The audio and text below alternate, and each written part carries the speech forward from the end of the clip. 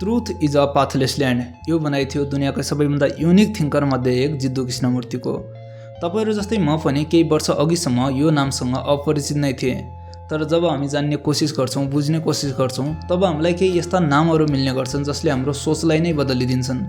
ती मध्ये एक हुन् जिद्दु कृष्णमूर्ति। कृष्णमूर्तिको जन्म 1895 मे 11 मा इन्डियाको मदनपल्लेमा भएको थियो।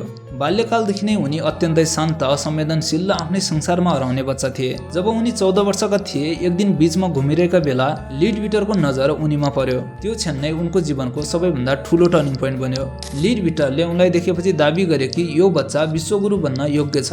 त्यसपछि कृष्णमूर्ति र उनको भाइ नित्य दुवैलाई एन्नी बेसेन्ट र लिडविटरले आफ्नो संरक्षणमा लगे। त्यसपछि उनीहरूको जीवन पुरै परिवर्तन भयो।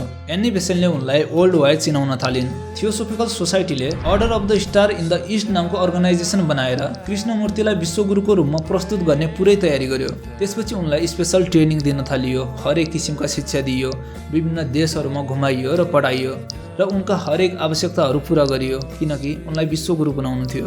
बिस्तारै उनलाई हजारौं मानिसहरू फलो गर्न थाले। कतिले त उनलाई भगवान समेत मान्न थालिसकेका थिए। तर सबैभन्दा ठुलो टर्निङ पोइन्ट तब आयो जब कृष्णमूर्तिका भाइ नित्यको मृत्यु भयो टिबीको कारणले। यो घटनाले कृष्णमूर्ति भित्तैदेखि टुटिसकेका थिए।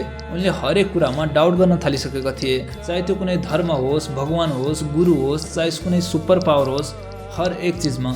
यति हुँदाहुँदै पनि थियोसोफिकल सोसाइटी भने उनलाई विश्वगुरु घोषित गर्नमै लागिरहेका थिए र अन्ततः त्यो ऐतिहासिक दिन आयो 1929। त्यो दिन हजारौं फलोवर्सहरूको अगाडि कृष्णमूर्तिलाई विश्वगुरु घोषित गरिनेवाला थियो। जब कृष्णमूर्तिको पाली आयो विश्वगुरु स्वीकार गर्ने, तब हजारौं फलोवर्सहरूको अगाडि उभिएर उनले एउटा सकिङ लाइन बोले, truth is a pathless land. अर्थात् सत्यसम्म पुग्ने कुनै निश्चित मार्ग हुँदैन। उनले भने, मलाई फलो नगर, म कुनै विश्वगुरु होइन। आफैले आफैलाई जान, आफैले आफैलाई बुझ। कुनै संगठन, धर्म, गुरु या आस्था मार्फत सत्य प्राप्त गर्न सकिँदैन। त्यसपछि उनले आफूलाई दिएको सबै फन्ड, सबै रिजर्भेसनहरू फिर्ता गरिदिए र त्यो संगठनलाई पनि भङ्ग गरिदिए। त्यसपछि उनले विश्वमा धेरै देशहरूमा लेक्चर दिए।